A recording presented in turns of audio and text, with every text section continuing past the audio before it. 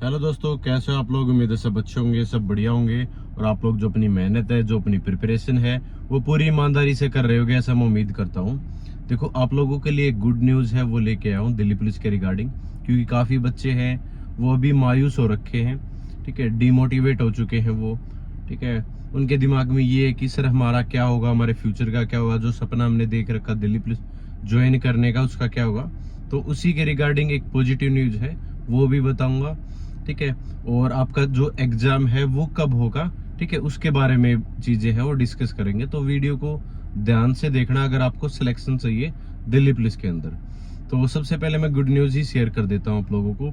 अभी latest recently SSC जो chairman साहब हैं, ठीक है, उन्होंने इंटरव्यू दिया था। तो उन्होंने बताया था कि अभी जो ओटीआर का पोर्टल है वो खुलने जा रहा इस महीने। क्योंकि काफी बच्चे ये भी पूछ रहे थे, सर ओटीआर का जो दोबारा से क्या पोर्टल है वो खुलेगा नहीं खुलेगा, क्योंकि लास्ट टाइम फिल नहीं कर पाए थे, ठीक है, उसमें जो करेक्शन है वो नहीं करवा पाए थे।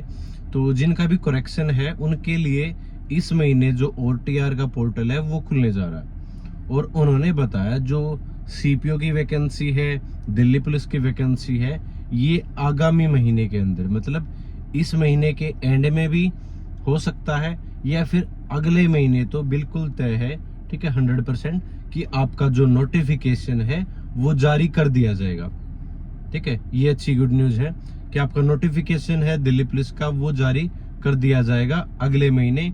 कि कितनी आपकी वैकेंसी आएंगी उसका पता चल जाएगा, एज क्राइटेरिया क्या होगा। और अगर अभी नेक्स्ट महीने अगर आपका नोटिफिकेशन जारी होता है तो ये कंफर्म हो जाता है कि आपकी जो एज है वो 1 जुलाई से ही काउंट होगी, ठीक है, उसमें फेरबदल नहीं होगा। तो ये अच्छी न्यूज है कि एग्जाम आपका बेशक 2 महीने बाद हो जाए, डिले हो जाए, उसकी इतनी ज्यादा फिक्र नहीं है, क्योंकि आपकी प्रिपरेशन है वो अच्छी होगी, वो और बेहतरीन होगी। सिर्फ ये है कि आपके जो फॉर्म है वो भरवाए जाए एक बार, उससे आप भी आप निश्चिंत हो जाओगे फिर कि हमारा जो फॉर्म है वो भरा जा चुका और हम आगे जो प्रिपरेशन है वो जारी रख सकते हैं, ठीक है। और दूसरी गुड न्यूज ये है कि मान लो अगर अभी 1 जुलाई से अगर एज काउंट होते, इसका मतलब ये है अगर आपका 2 महीने या 1.5 महीने या जो भी डिले होगा, कि मान लो जनवरी में होगा या दिसंबर के एंड में होगा, तब तक जो चीजें ये अभी चली हुई हैं, जो भी मान लो टेक्निकल इश्यू आया हुआ है या फिर मिस मैनेजमेंट हो रखा है एडिक्यूटी से, वो चीजें भी इम्प्रूव हो जाएंगी।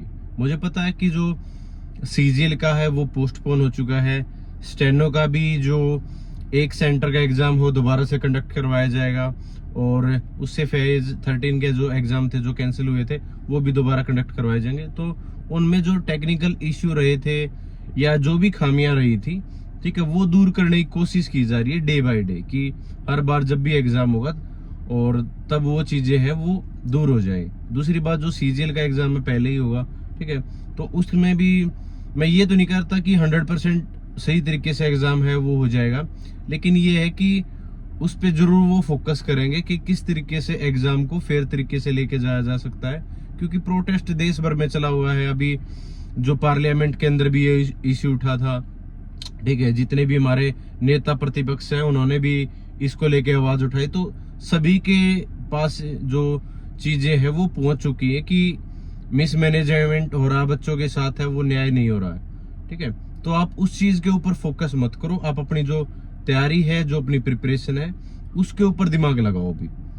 क्योंकि काफी बच्चों से अब पढ़ाई नहीं हो रही है, तो जिनसे डिस्ट्रैक्शन हो रखा है, जिनको पढ़ाई नहीं हो रही है, फोन ज्यादा यूज कर रहा है, तो उनके लिए बता रहा हूँ, रेवाड़ी के अंदर मेंटर 365 ने गुरुकुल खोला है।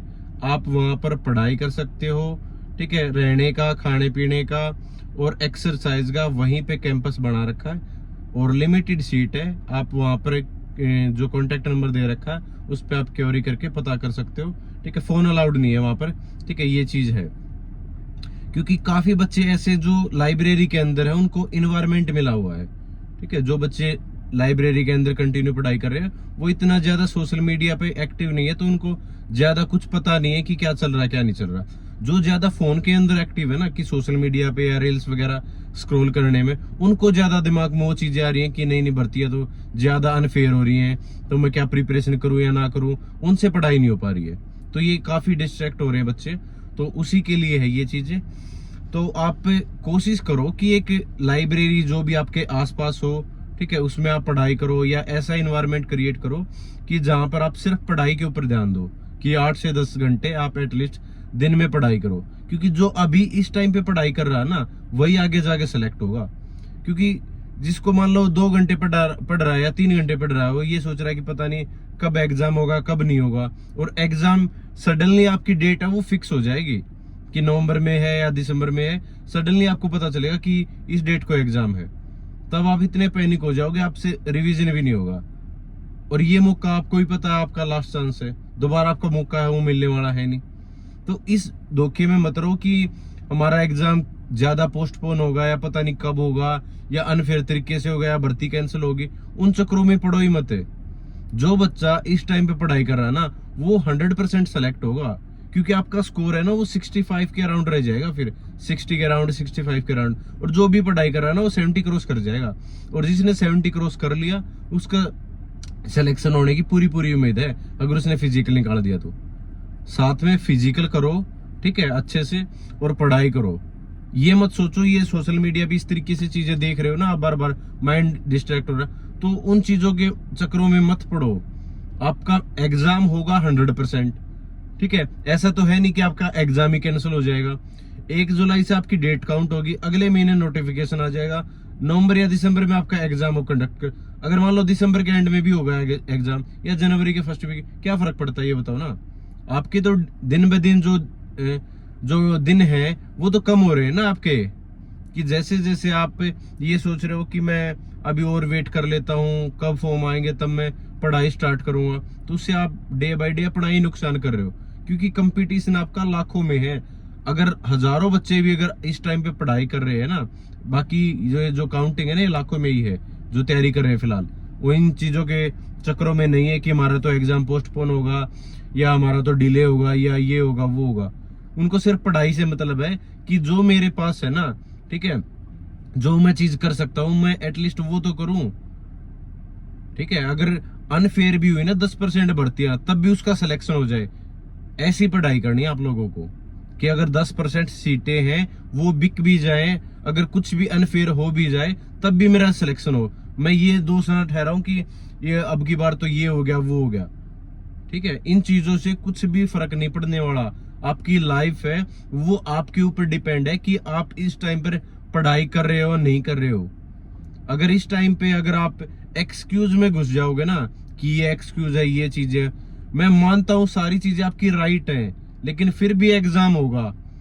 और आपको ही पता है फिर भी एग्जाम चल ही रहे बच्चों के, चाहे कुछ भी इशू रहा हो, और उनके रिजल्ट भी आएंगे और उनकी कट ऑफ भी लगेगी ऐसे ही। तो सेम आपके साथ भी होगा। कुछ सेंटर्स पे ऐसा हो सकता है, गड़बड़ियां भी हो सकती हैं, वो कैंसिल भी हो सकता है, ये सारी चीजें हो सकती है, पॉसिबल है। लेकिन अगर आपके सेंटर पे पोस्टपोन नहीं हुआ, अगर आपके सेंटर पे सही हुआ और आपका स्कोर फिर भी अच्छा नहीं बना, तब क्या करोगे फिर? ये सोच के देखो ना। और कट ऑफ फिर भी जारी होगी, फिजिकल फिर भी आपसे कंडक्ट करवाया जाएगा, ठीक है ना। लास्ट चांस है, आप ऐसा एनवायरनमेंट देखो आसपास जहां पर आप फोकस होके पढ़ाई कर सकते हो। सोशल मीडिया पे ज्यादा एक्टिव मत रहो। दिन में 2 घंटे 3 घंटे आप लोगों ने देख लिया, कुछ वीडियोस देख ली जैसा भी, ठीक है। ज्यादा वीडियोस अगर मान लो रील्स वगैरह देखने लग जाओगे, या कुछ और टाइम पास करने लग जाओगे, मूवी देखने लग जाओगे, कि अभी तो मेरे पास टाइम है, तो आप टाइम वेस्ट कर रहे हो, अपने साथ धोखा कर रहे हो, ठीक है। तो अभी के लिए इतना ही है।